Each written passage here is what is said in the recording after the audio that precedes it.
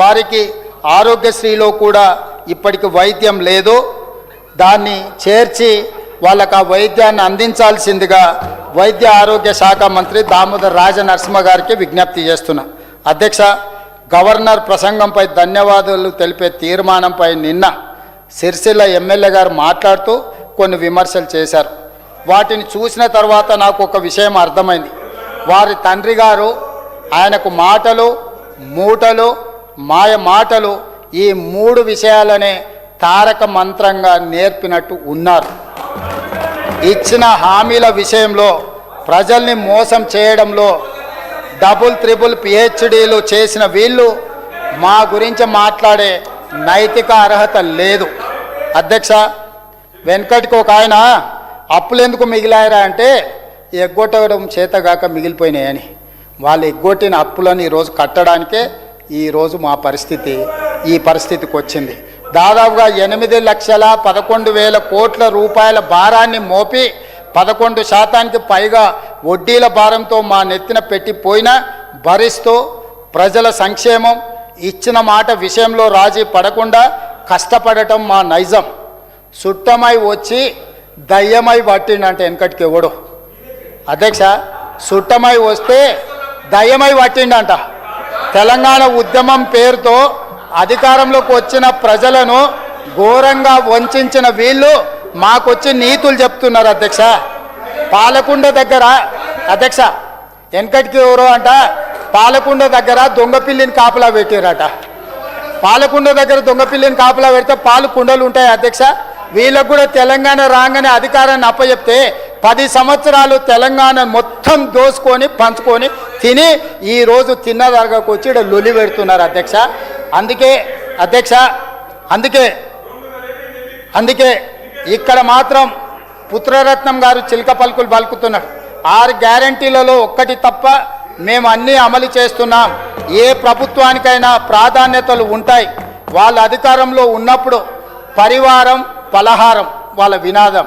మొత్తం తెలంగాణ మొత్తం వాళ్ళ పరివారానికి పలహారంగా మారింది. వాళ్ళ విధానం మాత్రం అదే. అధ్యక్ష, కానీ మేము మాత్రం ప్రతి క్షణం ప్రజలకు ఇచ్చిన మాట నిలబెట్టుకునేందుకు పరితపిస్తున్నాం, ప్రయత్నం చేస్తున్నాం.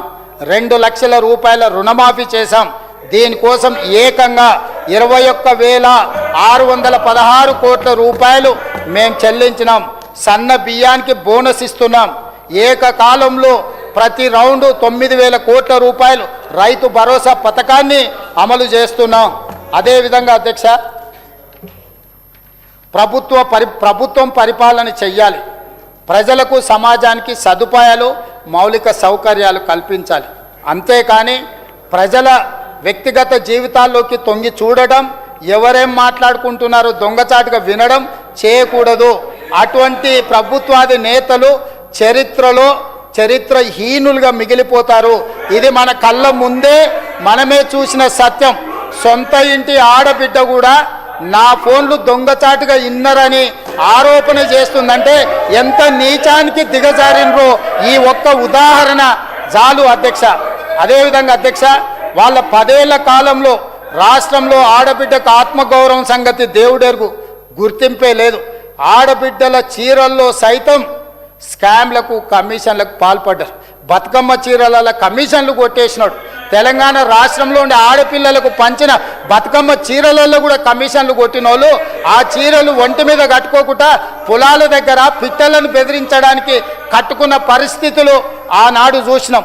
ఈనాడు మేము 1,20,00,000 కోటి మంది ఆడబిడ్డలకు, తుమ్మలన్న 1 కోటి మంది ఆడబిడ్డలకే కదా చీరలు పంచింది. మన 1 కోటి మంది ఆడబిడ్డలకు ఇందిరా మహిళా శక్తి చీరలు పంచితే పాలపిట్ట రంగులో ఈరోజు దసరా పండుగ నాడు పాలపిట్టలాగా మా ఆడబిడ్డలు ఆ చీరలు కట్టుకొని సభలకు, సమావేశాలకు, పండుగలకు వస్తుంటే చూడముచ్చటగా ఆడబిడ్డలు ఎంత ఆనందంగా ఉన్నారో మేము పంచిన చీరలతోని ఈరోజు ఈ సభ సజీవ సాక్ష్యం.